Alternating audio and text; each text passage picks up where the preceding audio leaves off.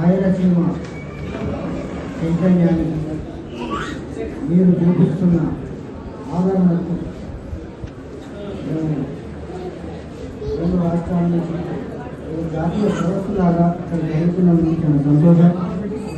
సమావేశాలు ఇంకో మానవిక రచయిత భక్తుల ప్రసాదరావు కలిసిన చాలా విషయాలు చదువుకున్న వ్యక్తి కాబట్టి ఆయన చెప్తూ ఉంటే మేము విన్నాము.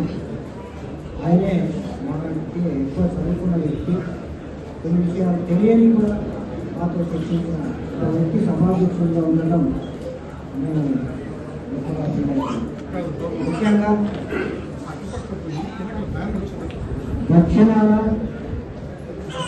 దక్షిణ వీధిలో ఉపయోగించిన సూర్యుడు మన మండల పోయి ఈ వజ్రాన్ని వజ్రమని ఈ రాయలసీమ ప్రాంతంలో చాలా గొప్పగా చెప్తున్నందుకు గర్వపడుతూ ఈ వజ్రాన్ని పట్టించిన గొప్ప వ్యక్తి సభలో ఉన్నారు.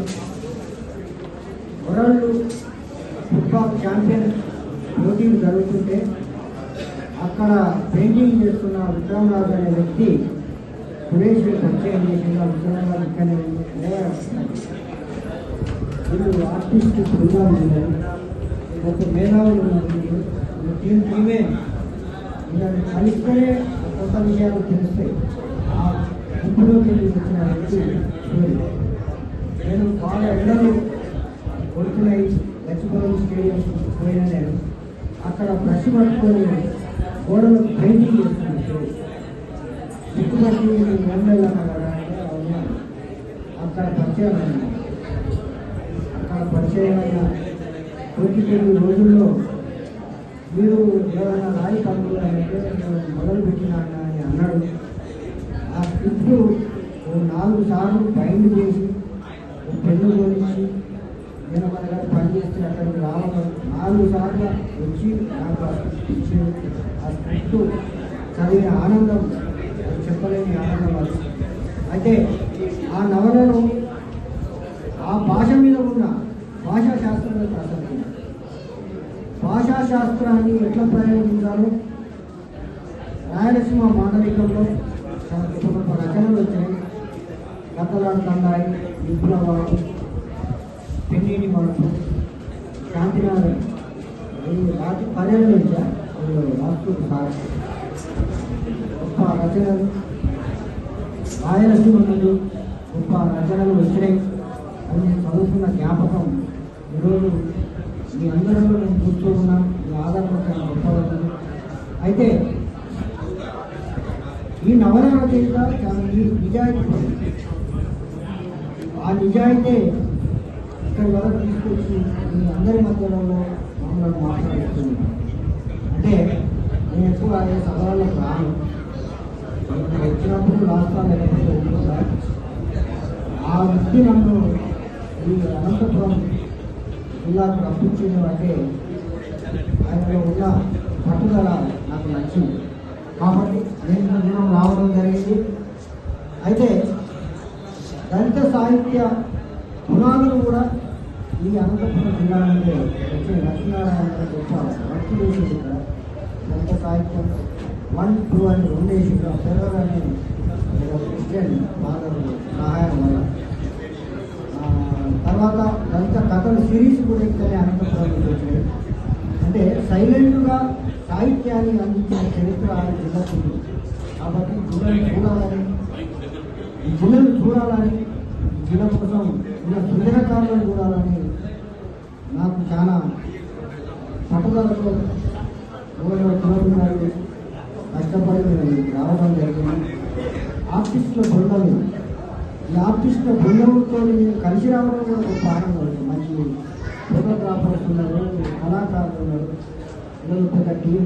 ఆ టీంతో రాత్రి గడిపిన నేను ముఖ్యంగా ఈ నవలలో అంటరానితనము ఎక్కడ ఉండను అంటే లైబ్రరీ మనందరికీ తెలిసిన విషయం. లైబ్రరీలో అంటరానితనం పాటించారు. దయచేసి మాట్లాడొద్దండి. లైబ్రరీలో అంటరానితనం పాటించరు. ఆ లైబ్రరీలో స్టార్ట్ అయిన నవల ఇది.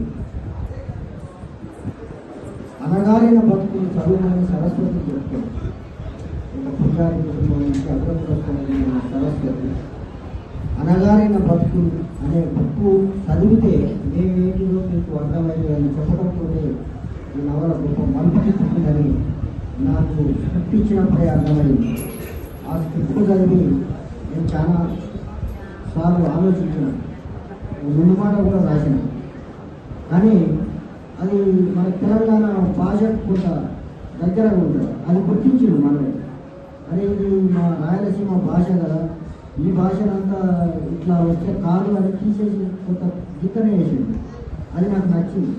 ముంపాటు రాస్తే బాగా రాసింది అన్న ఎంత వేసుకుంటారు కదా, కానీ వాళ్ళ భాషకు తక్కువైతుందేమో అని ఊహించి అది లేకుండా చేసి ఇది వేసింది.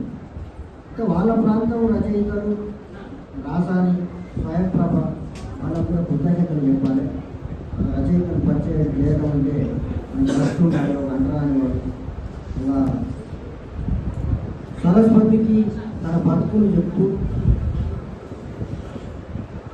చెప్పులు తగిన అనుబంధాన్ని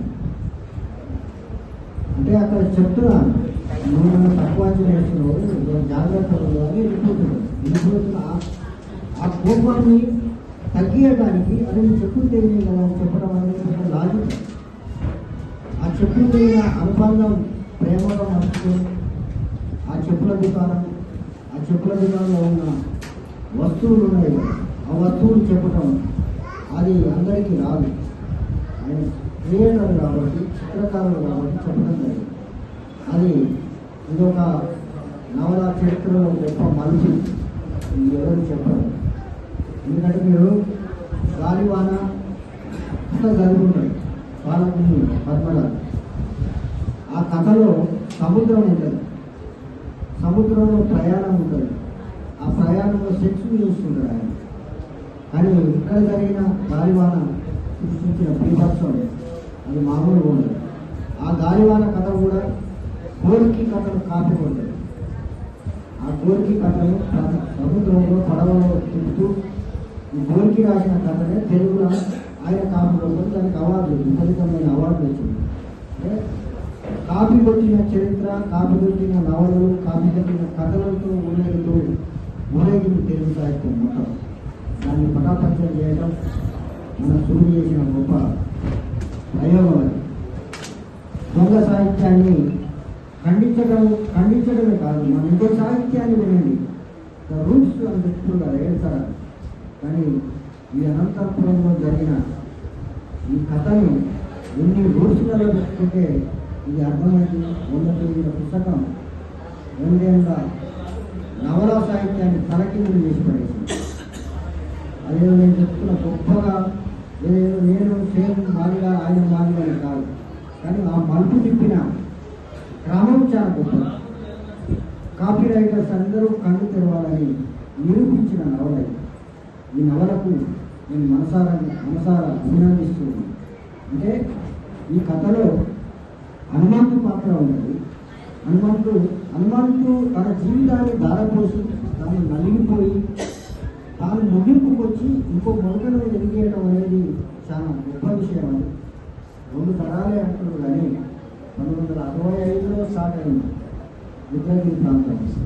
65లో స్టార్ట్ అయిందంటే 30 ఏళ్ళ చరిత్ర, 2 ఏళ్ళ సాహిత్యం అని మీరు చెప్తున్నారు కదా. ఇటువంటి చిన్నదే కాదు. కానీ ఈ కథను ఎవడన్నా పొడుగా జరగడా, పొడుగా కలుగుతాడా? ఒక అస్తిత్వం, ఒక మాదిగా అస్తిత్వం, తప్పక చెప్పులు, ఆ చెప్పులకు సంబంధించిన సంస్కృతి. అంటే ఆయన ఆయన కులం గురించి ప్రాంతాలు అందరినీ కన్ఫ్యూజ్ చేసుకుంటూ వచ్చి అందరి కోసం రాసిన నవలగా వాళ్ళ నాయన చనిపోయిందా, వాళ్ళ అమ్మ లేదా, వాళ్ళ అమ్మ ఫోటో పెట్టుకున్నాను అని వచ్చేటప్పుడు వాళ్ళ అమ్మ నాయన ఇక్కడ. కానీ అందరి కోసం రాసిన నవల, ఒక కులాని కోసం. అంటే కుల పునాదుల మీద సాహిత్యాన్ని ఎల్లలు దాటించిన ఏకైక నవల ఈ హక్కుల గురించి. సముద్రంలో చేప వెళ్ళిపోతుంది.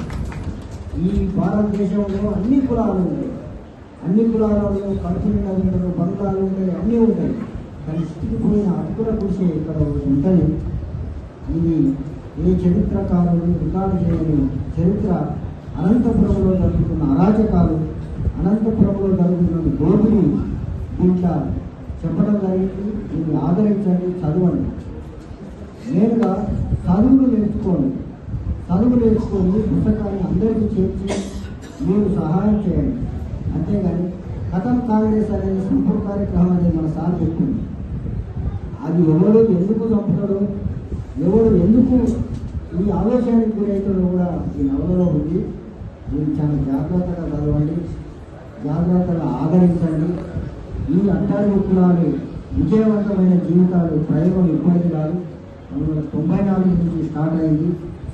ఏదైనా వాళ్ళ సంఘాలు వాళ్ళ పేటెంట్ పుస్తక ముద్రలు ఉన్నాయి కదా, ఆ దొంగ ముద్రలు డబ్బులన్నీ అమ్ముకొని పుస్తకాలు వేసుకొని ఆ దొంగ ప్రచులు అన్నీ ఉన్నాయి. కానీ జయంతి పబ్లికేషన్ వాళ్ళు ఇతన్ని గుర్తించి పుస్తకాన్ని ముద్రించడానికి జయంతి పబ్లికేషన్ డేగా టీంకు కృతజ్ఞతలు చెప్తూ మన సురేష్ ఇంకా విస్తృతమైన ఈ ప్రాంత నుడికారంతో ఒక మంచి నవల అయిపోయి అతి త్వరలో రాబోతుందని కోరుకుంటూ సురేష్ కృతజ్ఞతలు చెప్తున్నాను.